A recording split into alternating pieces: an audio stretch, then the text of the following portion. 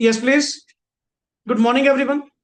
So, in the previous part हम लोगों का टॉपिक जो रिसेंटली हमने लेक्चर में कंप्लीट किया that is chapter number 4 regarding the share capital and debentures को लेकर, जिसमें हम लोगों ने 43 सेक्शन से लेकर कहने को लास्ट 72 नंबर, जो कि हमारे सिलेबस का पार्ट नहीं है, नॉमिनेशन को लेकर लास्ट हमने 71 पढ़ा था, किसको लेकर, डिबेंचर्स को लेकर।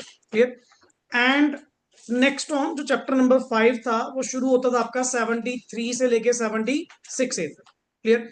मतलब काफी कंपनीज एक्ट में काफी चैप्टर्स आप लोग अपने कंप्लीट कर चुके हो, सिवाय द कुछ लेंथीएस्ट वाले में जो पढ़े हैं। एक आप लोगों का चैप्टर नंबर 2 पेंडिंग है। Two, that is all about incorporation. मैं वही बचपन की बातें दोबारा याद नहीं करेंगे, थोड़े टाइम के बाद इनकॉर्पोरेशन वाले प्रोसीजर के ऊपर भी बात कर लेंगे regarding that. Clear. And main topic मैं कंपनीज एक्ट में से मानता हूं जो आपके पेंडिंग है, वो है दो। One is chapter number 7, management and administration, जिसमें अपन ने काफी अच्छी खासी डिस्कशन करनी है। लॉट्स ऑफ सेक्शन 88 नंबर से लेकर 122 तक। क्लियर। क्योंकि चैप्टर 8 आपका जो शुरू होता है वो शुरू होता है 123 से, डिविडेंड वाला। और चैप्टर 6 जो क्लोज होता है 87 नंबर से। तो बीच के जो सेक्शन है लाइन वाइज ही, मतलब आपको अगर मैं वन टाइम चार्ट भी बनवाना चाहूं तो सेक्शन वाइज भी चार्ट अपन बड़े आराम से बना सकते हैं। एंड आज एक बड़ा छोटा सा topic plus important one and the new topic जो नए सिलेबस के अंदर इंटर में इंट्रोड्यूस किया गया मई 24 ऑनवर्ड्स। ये सिलेबस के अंदर एक एडिशन की गई थी, कंपनी इनकॉर्पोरेटेड आउटसाइड इंडिया। अब इसका थोड़ा लॉजिक भी समझ लेना। पहले सिर्फ हमने फॉरेन कंपनी की डेफिनेशन मैक्सिमम अपने सिलेबस में पढ़ते थे कि फॉरेन कंपनी का मतलब क्या है। बट अब उसी फॉरेन कंपनी को लेकर नेक्स्ट आगे उसका डेकोरम क्या होगा, फॉर्म फाइलिंग क्या होगी, एनुअल रिक्वायरमेंट्स उसके ऊपर क्या क्या एप्लीकेबल हैं, बेसिक वर्किंग इनकी क्या होगी। अगर तुम सही वे से मानो, पहले तो कंपनीज एक्ट हमारा टोटल, मैं द बेयर टेक्स्ट की बात करूं, कंपनीज एक्ट 2013 टोटल 29 चैप्टर्स के अंदर क्या किया गया है, डिवाइड। जिसमें से पहले 10 चैप्टर तो आपके सिलेबस का पार्ट ही, मैं बुक वाइज नहीं कह रहा चैप्टर, कंपनीज एक्ट के चैप्टर 10 तक, ऑडिट एंड इट्स ऑडिटर, वो तो आपके सिलेबस का पार्ट है ही। पहले कंपनीज एक्ट सिर्फ इतना था हमारे सिलेबस के अंदर, जबकि बाकी कंपनीज एक्ट टोटल 29 चैप्टर्स हैं कंपनीज एक्ट के। एंड तकरीबन लास्ट सेक्शन आपका 470 जाता है, 470। क्लियर। तो बाकी जो सेक्शंस थे वो सारे आपको कहां पढ़ने को मिलते थे, फाइनल्स में। अब इन्होंने क्या करा, कहते सर आपको पता है day by day countries integrate कर रही हैं, एक्सपोजर काफी ज्यादा बढ़ते जा रहे हैं, ग्लोबलाइजेशन वर्ड आप यूज करते ही हो। तो हमारा जो स्टूडेंट है ड्यूरिंग द आर्टिकलशिप ही इन चीजों के साथ फॉरेन कंपनीज के साथ डील करना क्या कर देता है, स्टार्ट कर देता है, but he has no knowledge regarding the company incorporated outside India, because उसके डेकोरम के पार्ट में, सिलेबस के पार्ट में इंटर लेवल पे नहीं, वो कहां पे था, फाइनल्स में। जबकि उसकी एप्लीकेबिलिटी प्रैक्टिकल ट्रेनिंग वो पहले शुरू कर रहा है। तो इसीलिए इन्होंने, कि नॉर्मल वर्किंग स्टाइल में हम देखते हैं कि होल्डिंग सब्सी का कॉन्सेप्ट कई इंडियन कंपनीज की फॉरेन सब्सी हैं। क्लियर। या कोई फॉरेन कंपनी अपनी इंडिया में एस्टेब्लिशमेंट ओपन करते हुए अपना काम कर रही है, ब्रांचेस वगैरह। आजकल मल्टी वर्ड्स कॉन्सेप्ट हो चुके हैं। तो बच्चा जब अपनी आर्टिकलशिप में जा रहा है उसको फॉरेन कंपनी के कंप्लायंसेस ही नहीं पता। ऐसा वो नेक्स्ट आगे ऑडिट करेगा, ऐसा वो नेक्स्ट आगे कंप्लायंस करवाएगा, ये थोड़ी कि फाइनल्स के बाद ही जाके सिखाएंगे। तो इसीलिए जब इन्होंने कमी देखी कि बच्चे को यहाँ पे फॉरेन कंपनी की नॉलेज ही नहीं है, अभी तक आपने जितना लॉ पढ़ा वो सारा किसके ऊपर एप्लीकेबल था, डोमेस्टिक इंडियन कंपनी जो अपनी डोमेस्टिक टेरिटरी में रहकर क्या कर रही है, काम कर रही है। What about the foreign companies, कहते सर इनके भी तो कंप्लायंस होंगे, और क्या इनके केस में कंप्लायंसेस ज्यादा होंगे या कम होंगे, ये भी नहीं आपने कुछ गाइडेंस प्रोवाइड करी। अब इंडियन कंपनी को देखकर तो मुझे डर लग रहा है कि सर इतने कंप्लायंसेस। अभी तो आपने 10 चैप्टर ही पढ़े, अगर मैं 29 चैप्टर्स पूरे पढ़ने शुरू कर दूं, मतलब सर कंपनीज एक्ट अपने आप में बहुत ज्यादा एप्लीकेबिलिटीज रखता है, किसके ऊपर, कंपनीज के ऊपर। द रूल्स एंड रेगुलेशन, जब भी कहते हैं नहीं कंपनीज के केस में ट्रांसपेरेंसी सबसे ज्यादा है, कारण हर चीज को लेकर तो उन्होंने प्रोविजन बना रखी। तुम्हारे ऑडिटर अपॉइंट कौन करेगा, मैनेजमेंट डायरेक्टर्स अपॉइंट कौन करेगा, हर कदम कदम पे एक एक रूल इन्होंने बना रखा है। वैसे तो सर अल्टीमेटली फिर तो कोई फॉरेन कंट्रीज के लोग इंडिया में क्यों इंसिस्ट होंगे, वो यहाँ पे क्यों अपने आप में एनकरेज होंगे कि इंडिया में इन्वेस्टमेंट की जाए। अब आप चाहते हो कि इंडिया में एफडीआई आए या ना आए? सर हम क्लोज्ड इकोनॉमी वाले लोग नहीं, पहले था scenario. Closed economy stands for जहां पे हम बाहर वाले लोगों को अलाउ नहीं करते। आज की डेट में और काफी टाइम पहले से हम किस में जी रहे हैं सर, ओपन इकोनॉमी। एक ऐसी इकोनॉमी जिसमें हम भी दूसरी कंट्रीज में जाने का राइट रखते हैं, वो भी हमारी कंट्री में आने का right. Sir capital goods and services के केस में फ्री फ्लो रखो ना। अगर कैपिटल्स मूव नहीं करेंगी, पैसा इधर उधर मूव नहीं करेगा, तो आपकी कंट्री अपने आप में रेस्ट्रिक्टेड स्कोप में काम करेगी। आप हिम्मत रखो, अच्छा मैं क्या सिर्फ बाहर वाली कंपनीज को इंसिस्ट कर रहा हूँ कि यहाँ पे आके काम करो, अपनी कैपेबिलिटी रखो, तुम उनकी कंट्रीज में जाके काम करो, वो तुम्हारी काबिलियत है। हाँ, तुम्हें हमेशा डर लगा रहता है एमएनसी से कि एमएनसी इंडिया में आएगी और हमें खा जाएगी। आप ये क्यों नहीं कहते कि अपनी कैपेसिटी इंक्रीज करो, कि दूसरी कंट्रीज में जाके अपने आप को क्या करें, एस्टेब्लिश करें। सो दैट इज कि हम तो चाहते हैं कि इंडिया में फॉरेन इन्वेस्टमेंट आए। और ये जितना ब्रांडेड जोन वगैरह सारा कुछ तुम ये पहन रहे हो या यूज कर रहे हैं, ये सारा किसका है तो एमएनसीज का ही है। इंडिया की कौन सी मैन्युफैक्चरिंग है? कितना सारा प्रोडक्ट तो पर्टिकुलरली सारा कहां से इंपोर्ट, टेक्नोलॉजी सारी कहां से आ रही है, जापानीज या चाइनीज। आईफोन रख तो लेते हैं, है क्या चाइनीज। असेंबल्ड कहां पे हो रहा है, चाइना में। अब जाकर धीरे धीरे इन्होंने मतलब अपने मैन्युफैक्चरिंग प्लांट्स, अब इंडिया में इन्होंने अपना मैन्युफैक्चरिंग प्लांट लगा दिया, क्यों? सबसे ज्यादा मूर्ख यहाँ पे। अब लिटरली मैं सही बता रहा हूँ, अब मुझे ना बड़ा फील होने लगे यार, आईफोन लेना मतलब अपने आप में कोई रेपो नहीं है, उल्टा डाउन होने वाला काम है। रेडी वाले के पास भी है, चलो 3 3 कैमरे वाला प्रो मैक्स, आपका तो जेब में ही रखते हैं भाई। सही बता रहा हूँ।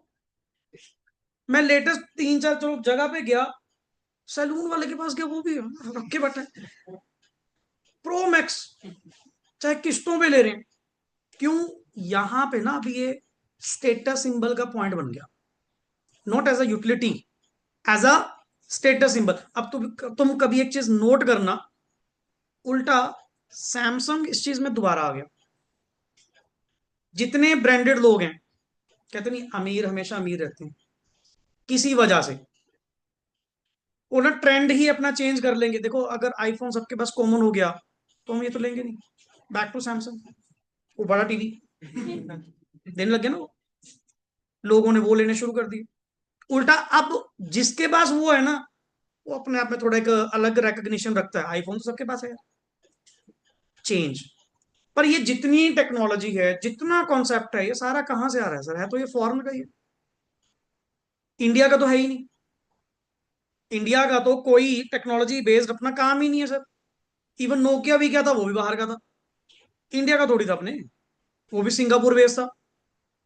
तो आप अगर चाहते हो कि अपने इंडिया को नेक्स्ट आगे ग्रो करना है, तो सर आपको इन कंपनीज को इनवाइट करना पड़ेगा, अट्रैक्ट करना पड़ेगा, इंड्यूस करना पड़ेगा कि वो इंडिया में काम करें। और अगर तुम उनको ऐसे ऐसे रूल्स रेगुलेशन लगाकर क्या करोगे, तंग करोगे, क्या कोई इंडिया में इन्वेस्ट करेगा? एंड आज की डेट में India is the one of the biggest market for every country. Her country कहीं ना कहीं हाथ पल्ला मार रही है कि हमारा प्रोडक्ट अगर इंडिया में स्टैब्लिश्ड हो गया ना, शाओमी, एमआई, क्या आया था सर, एक सिंपल सा फोन, तो डे बाय डे वही सारे फीचर अभी टक्कर दिए उसने। शाओमी का कोई 17 प्रो आया है, आईफोन को टक्कर दे रहे हैं। कहते तुमने आगे स्क्रीन लगाई है, हमने पीछे भी लगा दी और बोलो, तुमने कैमरे 2 दिए, हम 3 देंगे, at a such low cost. पता नहीं क्या क्या करी जा रहे हैं। बट पॉइंट ये है, शायद हमने ये ब्रांड कभी सुने नहीं थे, शाओमी ब्रांड हमने स्टार्टिंग में कभी सुना भी नहीं था। और day by day at a such reasonable cost, ऐसे डिवाइस, ऐसे प्रोडक्ट्स इन्होंने क्या कर दिए, लॉन्च कर दिए, पूरी मोबाइल मार्केट खा गई। वीवो, ओप्पो बाहर कर दिए, हर कोई पर्सन किसमें आ गया, शाओमी। इन्होंने एक बड़ी अच्छी एडवर्टीजमेंट बताई थी, कुछ एक्सप्लेन नहीं करा। इतने लोग बैठे, बड़ी अच्छी एडवर्टाइजमेंट थी, इतने लोग बैठे, एक फोन बजा, रिंग बजी, जिसपे शाओमी की रिंगटोन थी, सब अपना अपना फोन निकाल के देखने लग गए। कई लोगों को ऐड समझ ही नहीं आई। कहते ये क्या? कहता सबके पास ही शाओमी है, सबके पास ही क्या है, एम आई, तभी तो सभी अपना अपना फोन उठा के देखने लग गए। बस लास्ट में उन्होंने डिस्प्ले करा शाओमी। समझने वालों को समझ नहीं, कहते क्या करके ये वो बिना बोले एक्सप्लेन करके कि भाई हम मार्केट के किंग हैं, एट प्रेजेंट सारी मार्केट ही हम खा के बैठे। इनसे इंसिस्ट होते, एलईडी को टक्कर देने वाला सबसे पहला ब्रांड कौन है? शाओमी। एट सच 20-20 25-25 हजार की एलईडी बना दी। आगे तो देखो, एक बार मार्केट में कुछ आ जाए ना, कंपटीटर तो मिंट मारते हैं, पर एक बार कौन इतने सस्ते रेट पे नहीं। पहले सैमसंग की एलईडी चला करती थी, या एलजी की, या बड़े ब्रांड्स की, उनकी आती थी लाखों की। आज भी आती है। आज भी तुम बड़े से बड़े घर में कहीं चले जाना, अगर 55 इंच की या जो भी बड़े इंच की एलईडी लगी हुई है, तो मुझे सैमसंग या एलजी का ले आके दिखा दे, मान जाऊंगा, होएगी नहीं। सब तेरे other brands, OnePlus, M I, Realme, अलग अलग नए नए नाम। क्यों? वही सेम फीचर इतने सही कॉस्ट में प्रोवाइड कर रहे हैं, क्योंकि आज के टाइम में टीवी देखता कौन है? अलग कहते हैं यार ओल्ड स्कूल लोग। केबल कौन देखता है? कोई भी नहीं। ओटीटी, कंसेप्ट ही चेंज हो गया। और आजकल तो बस एक डिस्प्ले हो गया, अभी हाँ लगा होना चाहिए, यूज कोई नहीं करता। घर वाले माड़ा मोटा रामायण देख ली, महाभारत देख लिया, कोई न्यूज देख ली, बस। तुम बता दो कौन सा केबल टीवी आपने आज तक देखा है ही नहीं। पिछले 5-10 साल में चीजें बहुत रिवाइज हो गई। नहीं, पहले केबल नेटवर्क का कितना बड़ा बिजनेस था, जा जाके चैनल ठीक करवाते थे, फलाना और पता नहीं क्या कुछ नहीं करते थे, पंगे। कंसेप्ट ही खत्म हो गया, कंसेप्ट ही खत्म हो गया। देख रहे हो कि बिजनेस एनवायरनमेंट कितना क्या है, डायनामिक है। यहाँ पे किसी की सर्टनिटी नहीं। ये नहीं पता कि आज हो कल हो ना हो, क्या पता सर। टेक्नोलॉजी जितनी चेंज होगी, बेस्ड ऑन दैट सारा कंसेप्ट ही चेंज होगा। ले थिएटर्स खाली पड़े हैं यार। थिएटर्स का कॉन्सेप्ट ही मतलब डे बाय डे क्या होता जा रहा है, खत्म होता जा रहा है। जब से ओटीटी एंड ऑल आए हैं, आप कितनी बार थिएटर्स में गए हो? महीने में एक बार चले गए, कोई प्लान बन गया वैसे दोस्तों में, ठीक है। अदरवाइज कौन जाता है आज के टाइम में? Binge watch, all time access. हाँ, वो ड्रॉबैक भी है, तो ड्रॉबैक भी है, पर कॉन्सेप्ट चेंज हो गया। नहीं, तुम्हारी फिल्म इंडस्ट्री सारी, पर्टिकुलरली बड़े बड़े शोज जितने, मतलब पर्टिकुलरली वैसे फिल्म बनाते थे, प्रोड्यूस करते थे, सब किस कॉन्सेप्ट में घुस गए? क्यों? ले आज के टाइम में ऐसा चीज हो चुकी, 3 घंटे की मूवी देखो सिर दुखने लग जाता है। आदत पड़ चुकी एपिसोड वाइज सीरीज। समझ लो, कंसेप्ट बता रहा हूं। इसको एजुकेशन से पॉइंट्स लेना चालू, वैसे ना मस्त जाना। सिंपल की कंसेप्ट की बात है, 3-3.5 घंटे की मूवी दिखा दो, बंद करनी पड़ेगी जी। क्यों? अब जोन चेंज हो चुका, अब आदत पड़ चुकी क्लास वाइज चेप नहीं किया, एक एक करके जी, छोटे छोटे पार्ट्स में है। वही ये एनवायरमेंट है। वही चीज हम चाहते हैं कि आप एक तरफ तो कह रहे हैं कि हमने जो कंपनी इनकॉर्पोरेटेड कहां पे हैं, आउटसाइड इंडिया, उनको इंडिया में लाना। अगर आपका मोटिव है कि फॉरेन कंपनीज भी यहां पे आके क्या करें, काम करें, सर आपको इतने रेगुलेटरी कंप्लायंस नहीं देने पड़ेंगे, वो तो फिर भाग जाएंगे बेचारे।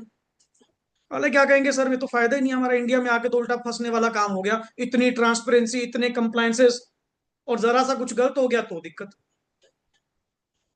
अब लॉ ने यहां पे क्या करा, लॉ बड़ा अपने आप में स्कीमी है सर। कहते जी, इंसिस्ट करने के लिए, इनको अट्रैक्ट करने के लिए कि इंडिया में आओ, अपना सेटअप यहाँ पे करो, अपनी स्टैब्लिशमेंट यहाँ पे बनाओ, या कंपनी देखो, पर हाँ सुनो, कंपनी यहां नहीं बनाओगी, अपनी एस्टेब्लिशमेंट यहां बनाओगी। क्योंकि हो तो तुम कंपनी आउटसाइड, इनकॉर्पोरेटेड आउटसाइड, पर आप अपनी POB, POB stands for place of business, कहां रखोगे? इंडिया। अगर तुमने कंपनी ही इंडिया में बना दी, अगर तुमने कंपनी ही इनकॉर्पोरेट कहां करवा दी? इंडिया में, वो तो इंडियन कंपनी, फिर तो ये चैप्टर एप्लीकेबल नहीं होगा। एंड इस पे जो चैप्टर कंपनीज एक्ट का एप्लीकेबल है, that is chapter number 22। Chapter number 22 इसके ऊपर क्या है जी, एप्लीकेबल। चैप्टर 22 ने क्या करा, पर्टिकुलरली चैप्टर 22 ने क्या करा to attract the foreign companies to have the business place in India. चलो अपने को, सरकार को अगर देखा जाए, सरकार को तो फायदा ही है, टैक्स भी मिलेगा, जीएसटी एप्लीकेबिलिटी भी होगी, सब कुछ होगा पर्टिकुलरली। अलग कहते हैं बढ़िया सर, और नाले इंडियन मार्केट में थोड़ा कंपटीशन भी जाएगा, ये भी थोड़ा टिक के बैठेंगे। नहीं अपने डोमेस्टिक सप्लायर्स को कब तक बचा के रखोगे सर, कब तक आप उनकी प्रोटेक्शन करते रहोगे सर, पॉसिबल नहीं है। ओपन इकोनॉमी में जाओ, क्लोज्ड इकोनॉमी रहकर कोई फायदा नहीं है। ये चाइना वाले भी कहते थे या अदर कंट्रीज भी कहते थे हम तो क्लोज्ड इकोनॉमी है जी, अपना अपना देखेंगे, हम किसी बाहर वाले को अपने अंदर एंटर नहीं करने देंगे। उल्टा उनके डोमेस्टिक सप्लायर्स मैन्युफैक्चरर्स क्या कर गए, थोड़े लीनियंट हो गए कि सरकार हमारा साथ दे रही है। जैसे मैं एक नॉर्मल क्वेश्चन हमेशा पूछता हूँ कि as a customer point of view competition होना चाहिए या नहीं होना चाहिए, to assure the best services, best quality at the reasonable rates and the variety, इन चीजों के होने के लिए कंपटीशन होना चाहिए। अब जैसे हम कहते हैं चाहे हमारे सेक्टर में पर्टिकुलरली हाँ कंपटीशन हो, फिर क्या बढ़िया बात है, मैं अपने आप को क्या रखूंगा अपडेट। कहते सर आप डरते नहीं, कंपटीशन होगा तो आपका बिजनेस, कमाल है यार, मेरी कैपेबिलिटी मेरे में, मेरी कैपेबिलिटी मेरे में है। और आपा तो सर्विस सेक्टर से बिलोंग करते हैं, जो पर्सन एक बार मेरे टच में आ गया, जो हमारे बीच में एक बार इंटरेक्शन बन गई, मैं जहां मर्जी चला जाऊं, जहां मर्जी जिस मर्जी प्लेस पे। हमारे केस में गुडविल जो होती है, that is dog goodwill. Professionals के केस में कौन सी गुडविल होती है, dog goodwill, faithful to your honour. हमारा क्लाइंट, मैं ऑफिस यहां से 11 सेक्टर ले जूं, 15 ले जूं, 20 ले जूं, जहां मर्जी ले जूं, जन्नू में ले जूं, वहां भी आ जाएंगे। क्यों, काम ही तेरे से करवाना है, काम ही तेरे से करवाना है, आप बोलो जी। दैट इज फेथफुल, कि हमारा क्लाइंट, हमारा पर्सन, हमारा स्टूडेंट क्या है, फेथफुल है। मैं चाहे घर पे पढ़ाना शुरू कर दूं पर्टिकुलरली, घर पे पहुंचे, क्या बड़ी दिक्कत, पढ़ना ही आपसे जी। यहाँ कोई प्लेस का मैटर नहीं है, that is cat goodwill which is place based. Cat goodwill, ये गुडविल्स की टाइप होती हैं, कैट, रैबिट, रैट, डॉग, ये आपने पढ़ी नहीं होंगी, अकाउंट्स लेवल पे पहले होती थी। अब ये ना सीबीएसई सिलेबस इतना कुछ बाहर करी जा रहा है, बच्चों को पता ही कुछ नहीं है यार। अगर सही चीजें बताने पे आ जाए तो उसमें इस तरह की गुडविल्स होती हैं, ये नेचर, एनिमल की नेचर बेस्ड, एनिमल की नेचर, जैसे dog is basically faithful to its owner, and such a goodwill the professionals has. Doctors के केस में जब आपको कोई डॉक्टर से इलाज करवाना है, जहां मर्जी बैठा हो, तुम ढूंढते हो जाते हो कि नहीं जाते, that is dog goodwill. Where place doesn't matter, person matter, who is providing the service, that is thing. अब वही चीज यहाँ पे पर्टिकुलरली इन्होंने क्या करा जी, उनको अट्रैक्ट करने के लिए कह दिया फ्यू सेक्शंस, आप इंडिया में अपनी एस्टेब्लिशमेंट ओपन करो, अपना पीओबी इंडिया में ओपन करो, हम आपके ऊपर ज्यादा कंप्लायंसेस नहीं लगाएंगे, डरने की जरूरत नहीं है, इंडिया में अपना काम करो। एंड सिर्फ चंद कुछ सेक्शंस दे रहे हैं, 379 से लेके 393 ए तक, 379 से लेके 393 ए तक, सिर्फ सिलेक्टेड सेक्शन दे रहे हैं जी। उन सिलेक्टेड सेक्शंस का बस आपने कंप्लायंस करना है, बाहर वाले खुश हो गए कि बस 14-15 सेक्शन, सच कह रहे हो, इसके ऊपर कुछ और तो नहीं है। कहते नहीं, बस अंदर से तो स्कीम ही है ना इंडिया वाले कि नहीं नहीं बस हाँ ये 14-15 सेक्शन है जी, बस और कुछ नहीं आपने करना, इन्हीं 14-15 का क्या करना है, कंप्लायंस करना है।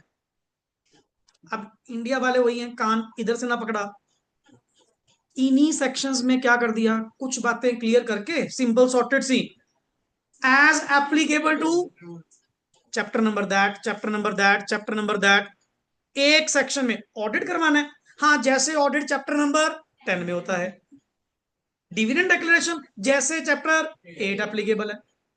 आगे मैं वही कह रहा हूं, तुम्हारे लिए तो पढ़ने वाला काम ही नहीं है इसमें। सिलेक्टेड गिनती के 10 पेज अगर होंगे तो होंगे, बाकी सब में reference to that, prospectus issue करना है जैसे चैप्टर 3 में करना। फिर मैं यहाँ पे कहूँ जी आपको किस बात की रिलैक्सेशन मिल गई, घूम फिर के तो आप पर देखने में तो हौसला लगाना भी, हाँ 14-15 सेक्शन है जी, कुछ ज्यादा नहीं है, सिर्फ इतने कंप्लायंस करने कर देंगे, दैट इज द पॉइंट। अब जैसे अभी जीएसटी बचत वाला पॉइंट चल रहे हैं इन दिनों कि हाँ जी 18% और 5% दो स्लैब खत्म कर दी, सुनने में तो अच्छा लगा। अब जो एक्चुअली इस चीज का एनालिसिस कर रहे हैं ना, उनको ड्रॉबैक्स पता लग रहे हैं। सरकार बहुत चीज है, बहुत बड़ी चीज है, बहुत वेल प्लान्ड होकर ये मतलब दिमाग लगा रहे हैं, अल्टीमेटली कोई रेवेन्यू लॉस नहीं हुआ, उल्टा रेवेन्यू बढ़ेगा। अपने लिए अल्टीमेटली होता था हाँ जी स्लैब क्या हो गई, चेंज हो गई, फलाना हो गई, कहते नहीं, जरा सा बेनिफिट देके मोटा बेनिफिट उठा दिया। और पूरी स्टडी, इकोनॉमिक स्टडी करने के बाद ही ये स्टेप्स लिए जाते हैं। हाँ, credit goes to Modi ji कि हाँ जी इन्होंने कर दिया, ऐसा कर दिया, फलाना कर दिया, कितनी बड़ी बचत कर दी। जो एक्चुअल रियलिटी फील कर रहे हैं वो तो बड़े स्टक्ड है, उल्टा कहते हैं तो पंगा खड़ा कर दिया इसने, ऐसा करना नहीं चाहिए था। अब कईयों के केस में पंगा बढ़ गया। इनपुट है 18% में, आउटपुट है 5% में। जो तो रॉ मटेरियल आ रहा है चीज बनाने के लिए वो किस में आ रहा है, 18% में। उस पे इनपुट मिलेगा 18% पे, और जो मेरी ओर से आउटपुट बन के जा रहा है वो 5% में। मेरे पास तो पोर्टल पे देख, मैं पे कितना कर रहा हूं, 18, एडजस्ट कितना हो रहा है, पोर्टल पे रिफंड खड़ा रहेगा, रिफंड देते नहीं, रिफंड जल्दी जल्दी मिलता नहीं। अगर ज्यादा रिफंड मांगेंगे, ज्यादा एप्लीकेशन लगाएंगे, इंस्पेक्शन खोल देंगे, इंक्वायरी खुल जाएगी, तो पंगा। वाला कहता है हम तो फंस गए जी। अब ऐसा बंदा बिल बेचेगा नहीं और करेगा क्या, इनपुट मुझे वापस मिलना नहीं, अगला क्या करेगा, एडजस्टमेंट ढूंढेगा कि आपको इनपुट चाहिए, मेरे पास बथेरा पड़ा है, क्योंकि सरकार तो वापस दे नहीं रही, तू ही दे दे भाई, 4%, 5%, कितने में एडजस्टमेंट करनी है बोल, ले ले मेरे से बिल। इस तरह के। अब उल्टा ऐसा बंदा एक और काम करेगा, कुछ परचेजिंग पक्के में करेगा, कुछ परचेजिंग उतनी पक्के में करेगा जितना 5% के बराबर उसका क्या हो जाएगा, एडजस्ट। इन्होंने अपना दिमाग लगा लिया ना, अब इंडिया अपना दिमाग लगा रहा है कि अब इसको करना क्या है, किसी ऐसा बताओ करना क्या है, इसका क्या सिस्टम। और मैं वही कह रहा हूं, जो चीजें प्रैक्टिकल सिखाती है ना, किताबें वो शायद नहीं सिखाती। किताबें वो बेस हैं उन चीजों को समझने के लिए। तुम जब मार्केट में जाओगे ना, जब रियलिटीज देखोगे बिजनेस के पॉइंट से, जब ऑडिट करने लगोगे या अल्टीमेट कोई बिजनेस हैंडल करोगे, तुम देखना क्लाइंट तुम्हें सिखा के जाएगा। समटाइम क्लाइंट तुम्हें सिखा के जाएगा, सर हम ऐसा कर रहे हैं, मतलब क्या, कहने को बंदा पढ़ा लिखा नहीं है, कहने को बंदा पढ़ा लिखा नहीं है, नॉलेज पूरी उठाई कर रहे हैं। फिर अपने अपने फील्ड की नॉलेज सबको होती है कि हम जी इस तरह से एडजस्टमेंट कर रहे हैं, कोई ना कोई तोड़ निकाले हुए, तो करना पड़ेगा, क्या करें। तो ये कंप्लायंसेस के पॉइंट से, इसीलिए फॉरेन कंपनीज को इंडिया में अट्रैक्ट करने के लिए कोई ना कोई कंप्लायंस को तो लेकर इनको थोड़ी रिलैक्सेशन देनी पड़ेगी, एग्जाम्पशन देनी पड़ेगी। अगर रिलैक्सेशन नहीं दोगे, ये अपना सेटअप इंडिया में नहीं करें। और हम चाहते हैं पर्टिकुलर, जैसे एप्पल ने क्या करा स्टार्टिंग, जब इंडिया में इतनी बड़ी मार्केट नहीं थी, स्टार्टिंग जब धीरे धीरे इन्होंने लोगों की ना कैपेसिटी बनाई खर्च करने की, एंड इसका फायदा उठा गए साथ वाले, other business, other competitors. Samsung ने भी रेट उठा दी, बाकी वीवो, ओप्पो, सबके रेट। अगला कहता है लो यार, जब दुनिया 50-50, 80-80 हजार के मोबाइल ले सकती है, हमारा 30 हजार का नहीं ले सकती। नहीं, पहले कंपटीशन पता क्या था, सबसे सस्ता कौन देगा। अब उल्टा पता क्या है, सबसे महंगा कौन देगा। चाहे वीवो, चाहे ओप्पो, चाहे कोई ब्रांड है, कोई ब्रांड है पर्टिकुलरली, दुनिया में कुछ ना कुछ तो नया चलता रहेगा। अब एप्पल से, सैमसंग से ऊपर एक अलग ही ब्रांड है, वर्चू, उसके गोल्ड प्लेटेड आते हैं, वो ओल्ड स्टाइल, पुराने बटनों वाले आते थे ना, वो वर्चू ब्रांड एक अलग ही है, वो उससे भी ऊपर है महंगा। उसमें डिपेंड करता है 8 लाख 10 लाख कितने का लेना है, ठीक है ना, चलता रहेगा। उनको पता है इंडिया शो ऑफ का जमाना है। अब उल्टा जितना महंगा बनाओगे, अब इन्होंने जब देखा, इन्होंने पहले, amazon ने भी amazon ने भी जब स्टार्टिंग स्टार्टिंग ये इंडिया में आए, amazon ब्रांड जो पर्टिकुलरली इंडिया में आया है तो यूएसए बेस्ड, अपना तो है ही नहीं। इन्होंने जब लॉन्च करा इंडिया में as a foreign company launch करा, इवन इनकी जो वेबसाइट पहले चलती थी ना इंडिया में डिलीवरीज वगैरह प्रोवाइड करने के लिए, वो रुपीज बेस्ड नहीं थी, वो डॉलर्स बेस्ड थी। आपने पता नहीं शायद यूज करी है बचपन में, नहीं, आज से 10-12 साल पुरानी बात कर रहा हूँ, तकरीबन तकरीबन 2013 के आसपास तकरीबन। इंडिया में जब डिलीवरीज अगर होती भी थी ना, तो इनकी वेबसाइट पे जो रेट आते थे वो डॉलर्स में आते थे, क्योंकि सारा है तो फॉरेन का ही था ये। इंडिया में इन्होंने शुरू में लॉन्च करा एज अ फॉरेन कंपनी, और फॉरेन कंपनी के ऊपर टैक्सेशन भी क्या है, ज्यादा, 40%। 40 प्लस सरचार्ज जो आगे लगेगा, तकरीबन तकरीबन 42% टैक्स पड़ता है। नॉर्मल कंपनी, इंडियन कंपनीज पे पड़ता था 30%। 30 + 4% ऐड करके मतलब 31.2, जो एजुकेशन शेक वगैरह ऐड करके लगता है, सीधा सीधा 10% का फर्क था रेट का। इन्होंने देखा कि चलो पहले ट्राई करके देख लेते हैं, इंडिया में एक बार लॉन्च करो, मार्केट वगैरह चेक करो। इन्होंने पहला कॉन्सेप्ट लॉन्च करा, प्राइम डिलीवरी, Amazon प्राइम, जिसमें सिर्फ डिलीवरी कॉन्सेप्ट था कि हम अपने प्रीमियम मेंबर्स को delivery with in 2 days and all, this concept इन्होंने लॉन्च करा। फिर जब धीरे धीरे मार्केट डेवलप हुई, फिजिकल प्लेस से ऑनलाइन प्लेस हुए, फिजिकल प्लेटफॉर्म से ऑनलाइन प्लेटफॉर्म पे शिफ्ट हुई सारी मार्केट, लोगों का पहले फेथ ही नहीं था। पहले लोगों का फेथ नहीं था। ये तो तकरीबन 2014, 15, 16 के बाद एकदम रेस पकड़ी है ऑनलाइन प्लेटफॉर्म्स ने। फ्लिपकार्ट का पहले क्या सिस्टम था, कुछ भी नहीं था। आज के डेट में यार हेड बने बैठे हैं अपने आप में, फ्लिपकार्ट और Amazon दो तो मेन है। नहीं पहले आते थे स्नैपडील, मिंत्रा आज भी माड़ा मोटा चल रहा होगा, कितनी सारी एप्स आई थी एकदम से, समझे ना।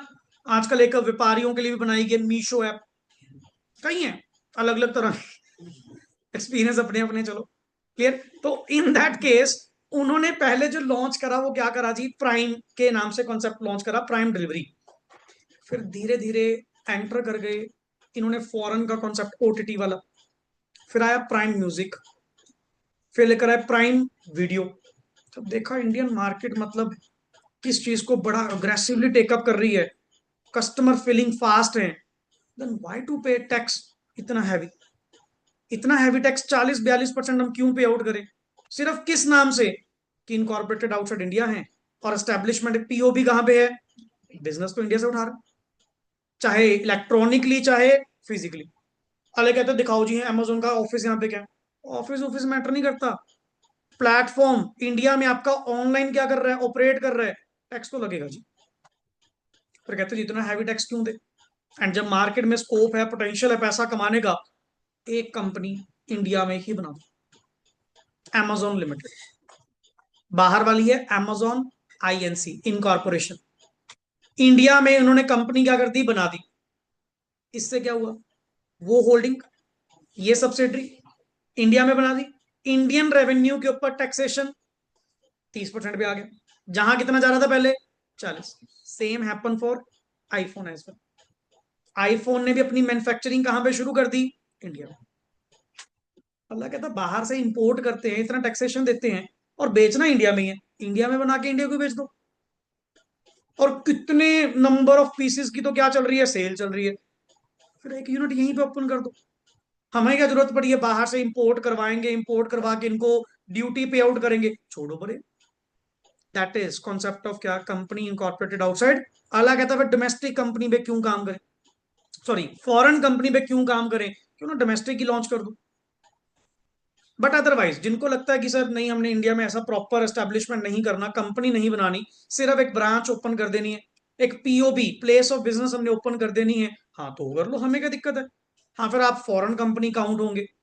तो मेरे लिए इस चैप्टर में फॉरेन कंपनी का मतलब ही क्या है, what do you mean by foreign company, what do you mean by foreign company, a company which is incorporated outside India but having place of business in India, whether electrically या physically, on its own or through its agents, चाहे किसी भी जरिए आप खुद बैठो या आपके एजेंट बैठे, आप फिजिकली बैठो या इलेक्ट्रॉनिकली बैठो, हमें मतलब नहीं है सर, किसी भी वे से, किसी भी वे से। ये बहुत ब्रॉडर वर्ड है, not only place of business. मैं तो कह रहा हूं तुम यहां से मान लो कुछ सेल भी नहीं करते, ना कर। हम इंडिया में जी एक ऑफिस बनाया, सिर्फ एडमिनिस्ट्रेशन वर्क करते। एडमिनिस्ट्रेशन मतलब कंपनियां बाहर ही परचेज करती है, बाहर ही सेल करती है, यहां बैठे तो हम उसके रिकॉर्ड्स मेंटेन करते हैं, एडमिनिस्ट्रेटिव ऑफिस वर्क करते हैं। फिर क्या हो गया, ये भी तो बिजनेस के रिलेटेड है। कहते जी ना आपका पीओबी कहां माना जाएगा, इंडिया में माना जाएगा, hence chapter 22 applicable. And chapter 22 applicable होने का मतलब क्या है, तुम्हें इनके कंप्लायंसेस करने पड़ेंगे। अब मैं कोई टैक्स कंप्लायंस नहीं कह रहा, मैं तो अपने आरओसी कंप्लायंस की बात कर रहा हूं कि इंडिया में आपको रजिस्टर ऑफ कंपनीज के पास ये डॉक्यूमेंट्स क्या करवाने पड़ेंगे, जमा करवाने पड़ेंगे। और हर साल जैसे नॉर्मल कंपनी क्या करवाती है, एनुअल फाइलिंग, इनको भी क्या करवानी पड़ेगी, एनुअल फाइलिंग करवानी पड़ेगी। लाइक वन बाय वन चलते हैं, काफी चलो मैंने कुछ बातें आपको बताई रिगार्डिंग दैट कि इस चैप्टर में क्या होगा। सो यही चीजों के साथ शुरू करते हैं जी टॉपिक। और ये पूरा चैप्टर नहीं है अभी, ये सिर्फ पर्टिकुलरली टोटल चैप्टर 22 का कुछ पार्ट है, सच डिटेल्ड नहीं है। Inter level means inter level रखा गया, फाइनल्स लेवल का पूरा कॉन्सेप्ट अभी इन्होंने नहीं दिया। सुनो, यहां पे जी चैप्टर के ओवरव्यू की अगर मैं बात करूं, हमें कुछ यहां पे सही से बताऊं तो आपको ये फर्स्ट चार्ट में दिख रहा होगा। एक तो हमने मेन डिस्कशन किस चीज की करनी है, application of act to the foreign companies. क्या फॉरेन कंपनीज पे ये वाला एक्ट एप्लीकेबल होगा? पहली बात, हम इंडिया में फॉरनर किसको कहते हैं? जो बाहर का है, इंडिया आया हुआ, उसी को फॉरेनर कहूंगा। अब मान लो कोई पर्सन बाहर का है, बाहर रहे, मैं उसको क्यों कहूंगा, मेरा उससे लेना ही क्या। अब मिस्टर पीटर मान लो यूएस से बेस्ड है, यूएसए में रह रहा है, मेरा उससे मतलब क्या। मैं इंडिया में फॉरेनर किसको कहूंगा, हम कहते हैं देखो फॉरेनर आए हुए। फॉरेनर जो हैं बाहर के, आए कहां पे हुए हैं, इंडिया। ये बार बार तुम्हें ना थोड़ा कंफ्यूज करेगा किस बात को लेकर। मान लो जी को कंपनी यूएसए बेस्ड और यूएसए में अपना बिजनेस कर रही है, बताओ उसके ऊपर एक्ट लगेगा या नहीं लगेगा? क्यों लगेगा, क्यों लगेगा सर, कोई मतलब ही नहीं है। हाँ बट अगर उसका ताल्लुक इंडिया से होगा, कोई उसका पीओबी प्लेस ऑफ बिजनेस कहाँ पे होगा, इंडिया में होगा, देन अल्टीमेट उसके ऊपर एक्ट क्या होगा, एप्लीकेबल। नहीं, हम उसको क्यों छेड़ेंगे भाई, तू अपना बाहर काम कर रहा करी जा। पर अगर तू काम कहाँ करेगा, इंडिया में है, बाहर का काम कहाँ करेगा, देन आपके ऊपर पहली चीज तो यही क्लियर करनी है, क्या एक्ट की प्रोविजन चैप्टर 22 इनके ऊपर एप्लीकेबल होगा या नहीं होगा। मेरी आज की तो डिस्कशन बेसिक पहले ये है।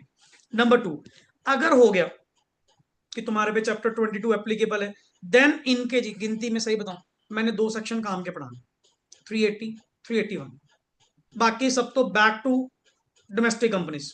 हर जगह ये देख नीचे क्या लिखा हुआ, डेटिंग एंड रजिस्ट्रेशन ऑफ क्या, सेक्शन के नाम तुझे ये दिख रहे होंगे, 387 और 380, कंसेप्ट वही लिखा होगा, कंसेप्ट सारा वही लिखा होगा। हाँ बस थोड़ा सा लैंग्वेज टेक्निकल यूज करने की कोशिश करेगा, उस चीजों को लेकर क्लियर करके चलना। मैक्सिमम ये अपना 3 लेक्चर का काम है, अगर सही प्रॉपर वे से लेक्चर मिले, 3 लेक्चर में बड़े प्यार से ये वाइंड अप है ही कंटेंट कुछ नहीं। मेन तो पहले लेक्चर में काम खत्म हो जाता है जब आप 380 और आज तो इंट्रोडक्शन है, आज तो चलो जितना हो पाएगा हुआ है, नहीं कल से प्रॉपर जो लेक्चर होगा उसमें आपको देखना स्पीड वैसी ही बनेगी। एक तो पेज ही मॉड्यूल का बड़ा छोटा सा, कुछ बीच में एग्जांपल चलेंगी, कंसेप्ट ही कुछ नहीं। तभी मैंने ये चैप्टर्स कहाँ से उठा लिए, फ्रॉम द मॉड्यूल, कि भाई नए हैं, रिस्क नहीं ले सकते, तो बेटर है कि इसको मॉड्यूल में से ही क्या करो, टेकअप करो। एक एक वर्ड अपन मॉड्यूल से पढ़ेंगे, चाहे ये है चाहे एलएलपी है। हाँ बेस्ड ऑन दैट अब अपना क्राइटेरिया यही चलेगा, चैप्टर 11 चैप्टर 12, फिर जाऊंगा इंटरप्रिटेशन वाले में। तो बेस्ड ऑन दैट आपको मटेरियल पता होना चाहिए क्या लेकर आना है। सुनो, नेक्स्ट आओ जी, इंट्रोडक्शन की अगर बात की जाए, चैप्टर 22 कंसिस्ट करता है सेक्शन कौन से, 379 से लेकर 393 ए, एज वेल एज कुछ कंपनीज के रूल्स 2014। वो तो हमने पहले पढ़ा था, कंपनीज एक्ट बनाया ही इसी वे से गया है। कुछ पार्ट इन्होंने सेक्शन में एक्सप्लेन कर दिया, एंड मेजर पार्ट कहां पे एक्सप्लेन कर दिया, रूल्स। क्लियर।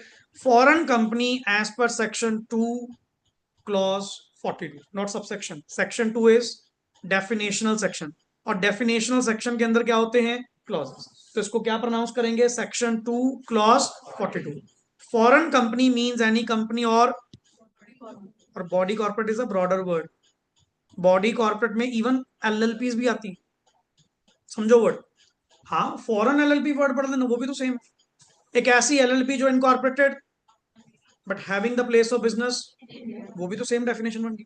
पढ़िए, body corporate incorporated outside India which has, हाँ जी, place of business in India, whether by itself or through an agent. Sir चाहे आप अपने आप से काम करो या अपना कोई एजेंट बिठा दो, एजेंट भी तो किसका रिप्रेजेंटेटिव है, प्रिंसिपल।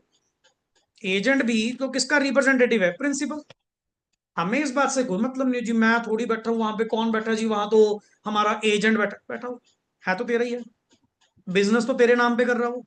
और फिजिकली और अब नेटफ्लिक्स की अगर बात की जाए, पर्टिकुलरली amazon प्राइम वीडियोस की बात की जाए, वो क्या चीज है? ओटीटीज।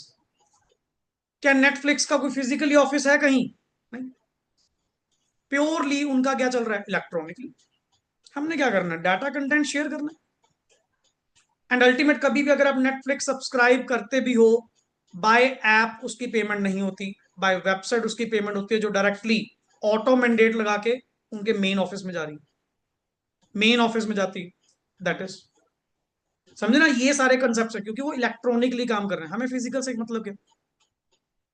अब पेटीएम की बात करें, पेटीएम भी तो पुराना अपना बाहर का ओरिजिन है। हाँ, बाद में इन्होंने सेटअप करके जब इंडिया में पॉपुलर इतना हो गया तो 197 कम्युनिकेशंस प्राइवेट लिमिटेड के नाम से या लिमिटेड के नाम से लॉन्च कर लिया। अगला पहले चलता है नॉर्मल बेसिस पे, जब दिखता है मार्केट में पोटेंशियल अच्छा है, नाम बढ़िया बन रहा है, इंडियन कंपनी बना दो। हमें फिर ओरिजिन बाहर का रखने की जरूरत क्या है, जब पैसा इंडिया में बन तो रहा है। पर जब नॉर्मल लेवल का काम है, फिर ये क्या करते हैं? आउटसाइड। अब नेटफ्लिक्स को अलग अलग कंट्रीज में, 200 कितनी कंट्रीज में, 182 शायद, वन कितनी कंट्रीज में, कई कंट्रीज में पर्टिकुलरली ये नेटफ्लिक्स चल रहा है।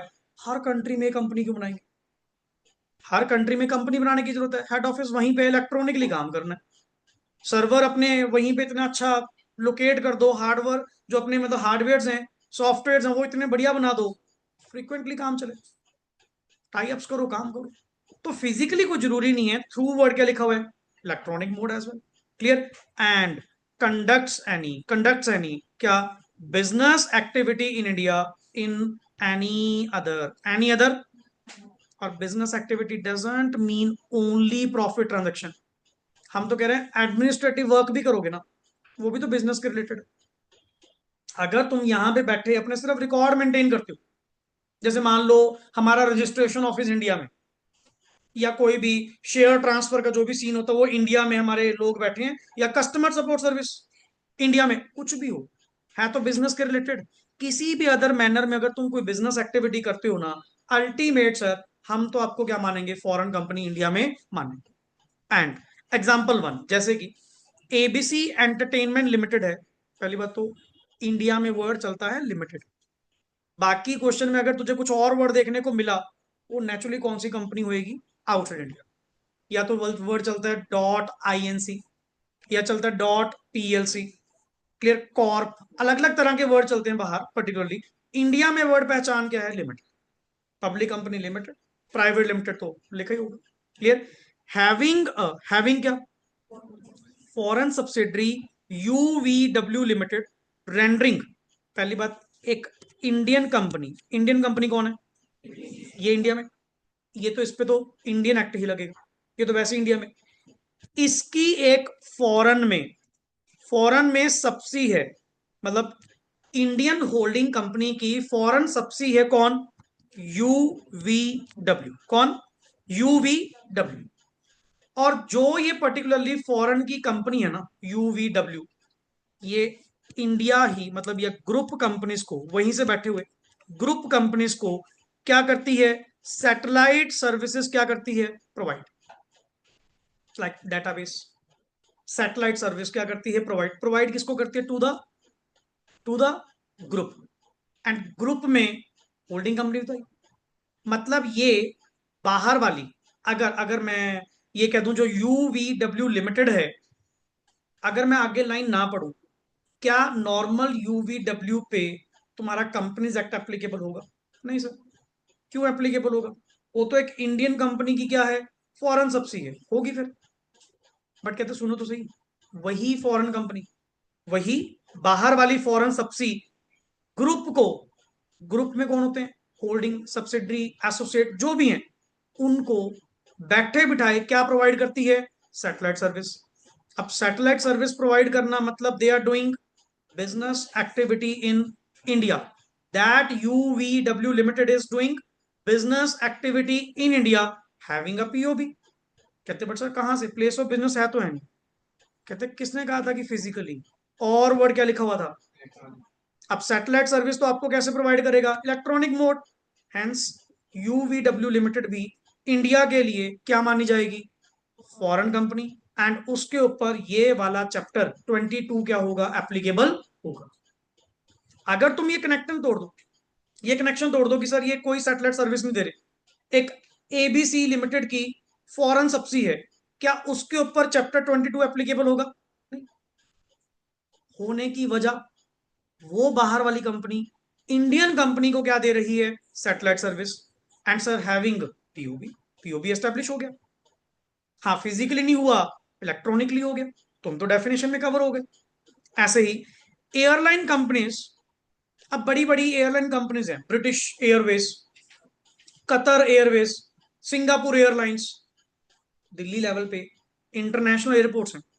जो डोमेस्टिक एयरपोर्ट्स हैं वहां तो आपको इंडिया वाले मिलेंगे, इंडिगो, एयर इंडिया, ठीक है ना, या कोई अलग अलग कोई और चलते होंगे, स्पाइस जेट वगैरह, ठीक है ना। अगर तुम इंटरनेशनल एयरपोर्ट्स पे जाओ तो वहां पे आपको काउंटर्स किन के मिलेंगे, सिंगापुर एयरलाइंस, ब्रिटिश एयरवेज या कतर एयरवेज, अलग अलग तरह के। अब वो कहें हमने कौन सा इंडिया में कंपनी ओपन कर रखी है, कहते जी कंपनी ने ओपन कर रखी। आपने इंडिया में अपने क्या बिठा रखे हैं, एजेंट तो बिठा रखे हैं, जो एयरपोर्ट पे टिकटें कलेक्ट कर रहे हैं, पैसा कलेक्ट कर रहे हैं। बिजनेस तो आपको कहां से मिल रहा है, इंडिया से मिल रहा है। पैसेंजर कहां से मिल रहा है, इंडिया से मिल रहा है। आप खुद नहीं बैठे, आपके कौन बैठे हैं, एजेंट्स। सर आपका पीओबी कहां माना जाएगा, इंडिया में। ब्रिटिश एयरवेज का भी पीओबी कहां माना जाएगा, इंडिया में। Hence they will be called as foreign company, and उन लोगों को चैप्टर 22 की प्रोविजंस का कंप्लायंस करना पड़ेगा। आगे बढ़िए। Airline companies who operate through their, booking agents in India will be covered under the definition of the foreign company under the Companies Act. बिल्कुल सर, बाय द, जैसे एग्जांपल के तौर पे लिखे यहाँ पे, एग्जांपल के तौर पे लिखो, ब्रिटिश एयरवेज, एग्जांपल के तौर पे लिखिए British Airways, Singapore airlines,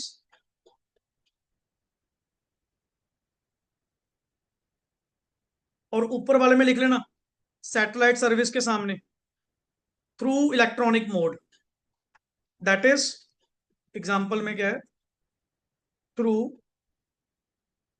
electronic mode. और नीचे वाले में क्या बोला मैंने, British Airways and Singapore airlines. ये एग्जाम्पल बेस्ड है, एक एक बार एग्जाम्पल लिखनी पड़ती है, नेक्स्ट टाइम तो रिक्वायर भी नहीं पड़ती। नेक्स्ट इज, अब आओ जी इसकी डेफिनेशन फाइनली क्या है कि according to companies act rule, companies rules, electronic mode का मतलब क्या है, थोड़ा इसने डिफाइन करा, क्योंकि इलेक्ट्रॉनिक मोड बहुत बड़ा वर्ड अपने आप में, जो इसको डिस्कस करना जरूरी है, what it includes.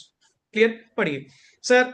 Electronic mode means carrying out electronically based, Whether main server is installed in India or हमें तो not. इससे भी मतलब नहीं कि आपका मेन सर्वर, अब नेटफ्लिक्स का क्या मेन सर्वर इंडिया में, कहता हमें थोड़ी मतलब।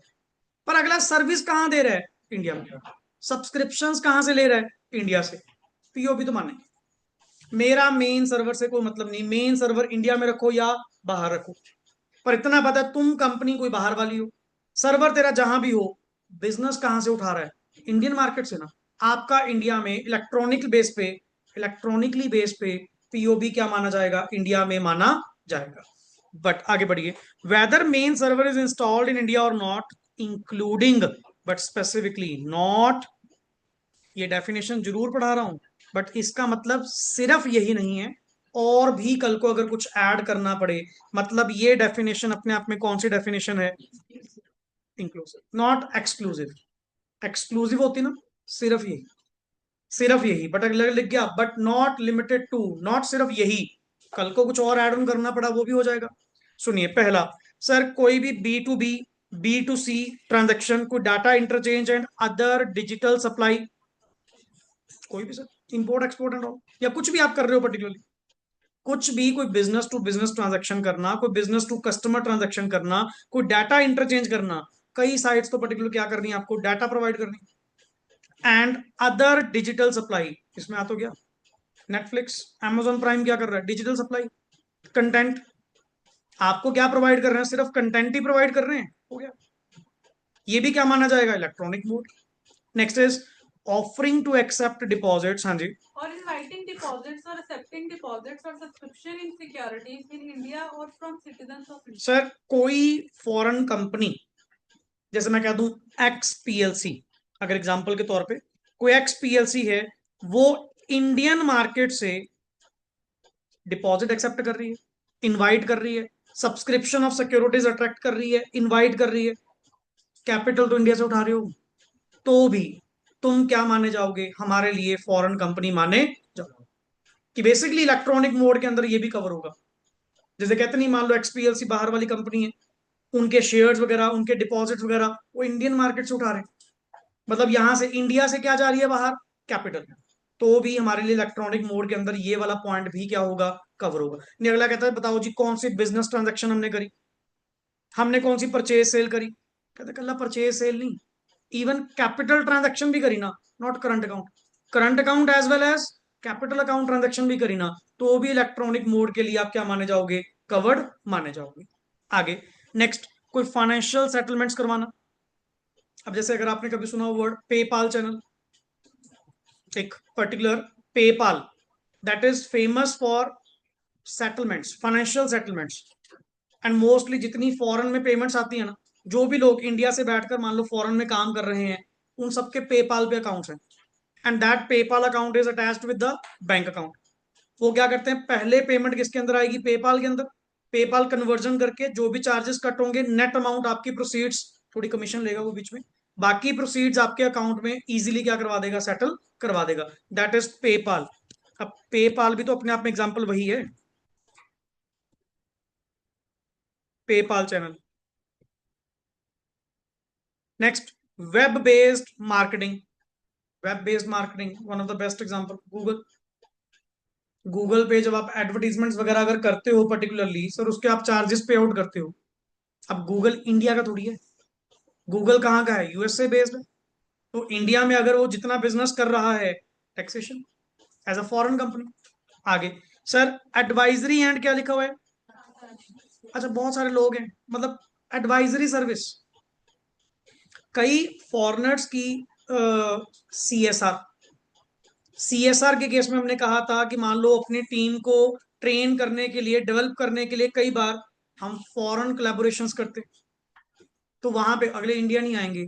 Just telecalling, advisory and transactional services, या कोई डाटाबेस सर्विसेज, या products and supply chain management. अब ये वाली सर्विसेज भी चाहे तुम इलेक्ट्रॉनिकली करो, ये भी इसके अंदर क्या होंगी? कवर होंगी। And online services such as telemarketing, telecommuting, telemedicine, education and information research. ये भी बहुत बड़ा काम है, इंफॉर्मेशन रिसर्च। बहुत सारी इंडियन कंपनीज पर्टिकुलरली ना, जब हैवी मार्केट सर्वेस करने होते हैं, मतलब जैसे प्रोडक्ट डेवलपमेंट को लेकर एंड ऑल की मार्केट सर्वे करवाना, हमें लग रहा है इंडिया में इतनी कोई सही एजेंसी नहीं है, फॉरेन एजेंसीज को हायर करते हैं कि हमें इंफॉर्मेशन रिसर्च करके दो इसके बारे में पूरी, एंड बहुत मोटी अमाउंट पे आउट करते हैं, क्योंकि वो डॉलर्स में जाएगी ना वो, जो भी। एंड एजुकेशन भी तो है। अब अल्टीमेटली मान लो सपोज आप यहां से बैठकर पर्टिकुलरली कोई फॉरेन कोर्स ऑप्ट करते हो एंड उसकी ऑनलाइन कोचिंग लेते हो। अब जितने मान लो को फॉरेन कोर्सेज हैं आजकल, क्या कुछ नहीं मिलता? सब मिलता है सर, डॉलर्स में उसकी पेमेंट जाएगी, बट वो POB क्या माना जाएगा? इन इंडिया माना जाएगा। कि इलेक्ट्रॉनिकली, अब टेली मेडिसिन की बात करें, फॉरेन के डॉक्टर से यहीं बैठे बैठे बात हो जाएगी, वाई जूम मीटिंग। आजकल तो बहुत ज्यादा पॉसिबल हो गया सर, बहुत ज्यादा। पर उनके लिए ऐसा काम करना इलेक्ट्रॉनिकली वर्ड के अंदर कवर हो जाएगा, एंड POB कहाँ माना जाएगा? इंडिया में माना जाएगा। नेक्स्ट इज ऑल रिलेटेड, जो भी डाटा कम्युनिकेशन सर्विसेज हैं वो सारी, क्योंकि इलेक्ट्रॉनिकली मोस्टली वर्ड पहला निकलता है डाटा कम्युनिकेशन, कि किसी डाटा के रिलेटेड, ये सबसे ज्यादा इलेक्ट्रॉनिक मोड यूज इनमें होता है। तो ये इंक्लूडिंग है वेदर कंडक्टेड बाय क्या हो? Email, mobile device, social media, Instagram influencers, ये भी तो पर्टिकुलरली क्या है? सोशल मीडिया है। क्लाउड कंप्यूटिंग, अब Amazon क्लाउड अगर आपने कभी वर्ड सुना हो, Amazon एक स्पेस प्रोवाइड करता है। लाइक अगर आपको अपने फोन में या अपने डिवाइस में या कुछ डाटा आपको कॉन्फिडेंशियल रखना है, तो आप क्लाउड पे स्पेस परचेज कर दो, लॉगिन ID पासवर्ड आपको मिल जाएगा। बैकएंड पे गूगल भी तो स्पेस देता है, गूगल का one plus I think so, clear, Google one के नाम से जो है, वो भी तो ड्राइव जो प्रोवाइड करते हैं, 100 GB, 500 GB, 1 TB, जितनी स्पेस चाहिए बताओ, पेड फॉर सब्सक्रिप्शन, अमाउंट जाएगी। That is case. आगे नेक्स्ट, डॉक्यूमेंट मैनेजमेंट या इवन वॉइस और डाटा ट्रांसमिशन और अदरवाइज, किसी भी तरह का काम, चाहे टेलीफोनिकली, चाहे बाय मेल, चाहे सोशल मीडिया, चाहे मोबाइल डिवाइस, चाहे ईमेल, कुछ भी हो, सब कुछ आपका इलेक्ट्रॉनिकली वर्ड के अंदर कवर होता है। Next is explanation for the purpose of this clause. हाँ जी, electronic based offering of security, subscription thereof of or listing of securities in the International Financial Service Center, setup under the, अच्छा, अगर कोई companies setup under the SEZ है, SEZ mean special economic zones, वो भी as a international financial service centres, इन लोगों को, वैसे तुमने इलेक्ट्रॉनिकली वाले में ये भी काउंट करा था ना कि अगर इंडिया से डिपॉजिट इनवाइट हो रहे हैं, इंडिया से कैपिटल बाहर जा रही है, तो वो भी इलेक्ट्रॉनिकली वर्ड में कवर होगा। कहते सर इनके लिए माफी है, इनके लिए वो इलेक्ट्रॉनिकली वर्ड के अंदर cover shall not be constitute as, क्या लिखा हुआ है, electronic mode for the purpose of clause 42 of section 2 of the act. इनको माफ है कि जो IFSC सेटअप इन कहां पे हैं, SCZ, अगर ये कोई डिपॉजिट सिक्योरिटीज इनवाइट करते हैं, कोई डिपॉजिट्स या सिक्योरिटीज इनवाइट करते हैं, तो इनके लिए इलेक्ट्रॉनिक वर्ड में वो कवर नहीं होगा। वैसे नॉर्मली इलेक्ट्रॉनिक मोड के अंदर हमने उसको कवर किया था, इनके लिए कवर नहीं होगा।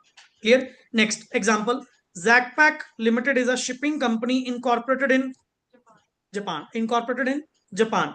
Next, the company has set up a branch office, हाँ जी, in India after obtaining necessary approvals from RBI. बिल्कुल। Branch अच्छा, RBI से अप्रूवल पता क्या, फैमा, क्योंकि बाहर से कोई कंपनी इंडिया में आ रही है तो फैमा का कंप्लायंस भी तो होगा।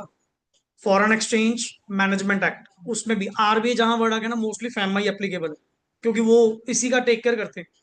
इनको नजर रखनी पड़ती है ना, कितना पैसा इंडिया में आएगा, कितना पैसा इंडिया से जाएगा, दैट इज वाई RBI की इन्वॉल्वमेंट जरूरी है। फॉरेक्स की कस्टडी वैसे भी किसके पास है, RBI, इसीलिए अप्रूवल्स लेनी पड़ती हैं। आगे, branch office are generally considered as, reflection of the parent अब एक बात company. बताओ, क्या ब्रांच की अपनी कोई एग्जिस्टेंस है, क्या ब्रांच की अपनी कोई सेपरेट एंटिटी मानी जाती है, नहीं सर।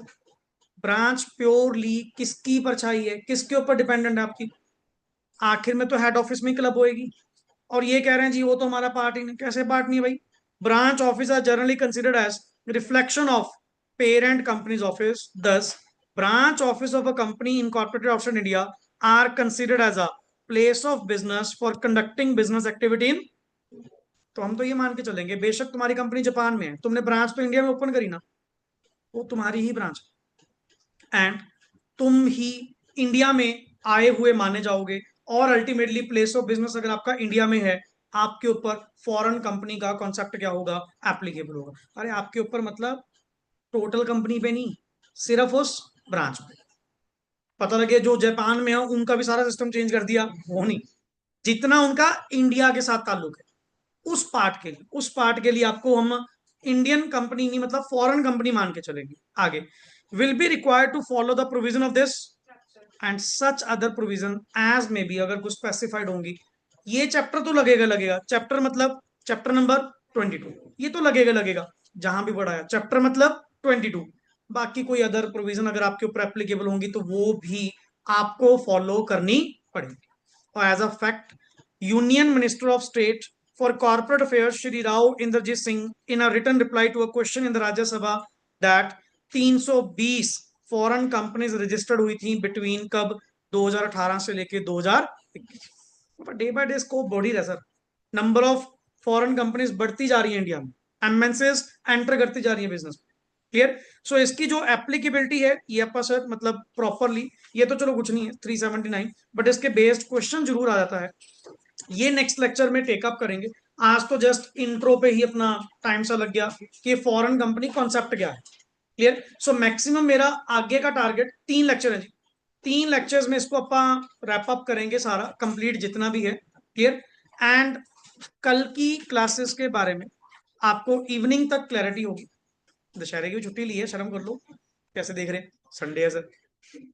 कल की क्लासेस के बारे में इवनिंग तक हम स्केड्यूल अपनी बनाएंगे, कल का क्या प्लान आउट है, नहीं भी होगी तो भी मैसेज, होगा तो भी मैसेज। क्लियर। क्योंकि लेक्चर वेस्ट नहीं कर सकते, ऑलरेडी पहले ही अपना फेस्टिवल सीजन है, कोई ना कोई बीच में एडजस्टमेंट चलती रहेगी, तो इट्स बेटर कल अपन अगर रहा, साहिल सर का भी रहा या मेरा रहा पर्टिकुलरली, तो प्लान करते हुए इवनिंग तक मैं मैसेज आपको भेजूंगा। क्लियर? सो कंफर्टली अब अपना सेशंस क्या करेंगे, कंप्लीट करेंगे। चलिए, ओके जी, thanks a lot and rest we will do in the next part.